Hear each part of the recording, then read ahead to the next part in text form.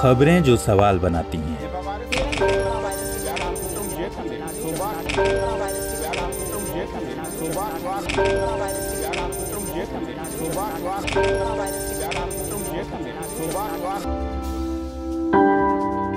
खबरें आपके करियर को रोशन कर देती हैं और बना देती हैं आपको कामयाब।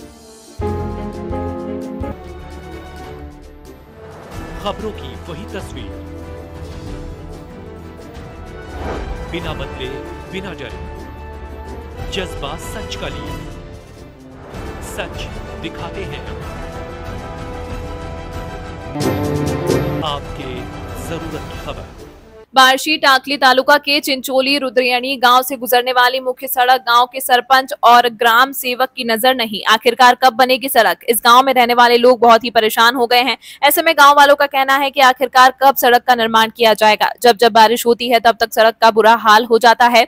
इस सड़क से अनेक लोग आते जाते हैं। यदि 2 व्हीलर गाड़ी वाला फिसल कर गिर जाए, कुछ काम ज्यादा हो जाए तो इसका जवाबदार कौन रहेगा? गाँव वालों ने प्रशासन से कहा कि जल्द से जल्द इस रास्ते का निर्माण कार्य शुरू करें।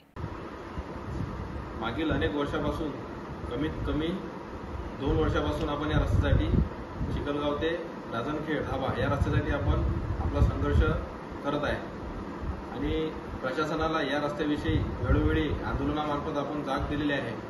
तरी सुद्धा यांनी आता परत पावसाळा सुरू झालेला आहे। उन्हाळ्यामध्ये 2 महिने 3 महिने त्यांना वेळ मिळाला असून सुद्धा त्यांनी काही काम वगैरे केलेलं नाही आहे।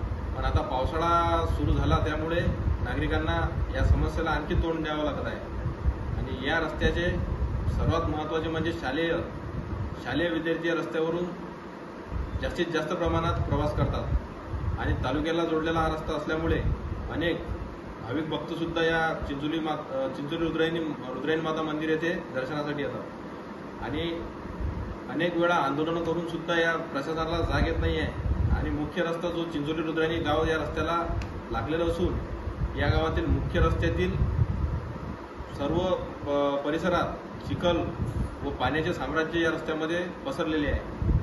ज्या जनतेने या लोकप्रतिनिधींना 15 वर्षापासून विकासाच्या विश्वासावर निवडून दिलेलं होतं, यांनी विकास तर सोडाच खोट्या जाहिराती दाखवून जाहिराती प्रसिद्ध करून जनतेची दिशाभूल केलेली आहे। पण विकास काही, रस्ता काही 2 वर्षापासून झालेला नाही आहे। ही सर्वात मोठी गंभीर बाब असून चिंचोली रुद्रायणी या गावातील सुद्धा मुख्य रस्त्यावर चिखलाचे साम्राज्य पसरलेले आहे। याच्याकडे सुद्धा सरकारचे प्रशासनाचे दुर्लक्ष आहे। यामुळे आम्ही लवकरच सर्व जनता मिळून येणाऱ्या काही काळात सर्वात मोठं आंदोलन करून प्रशासनाला जाग करू हे आपल्या चॅनलच्या माध्यमातून सांगत आहे।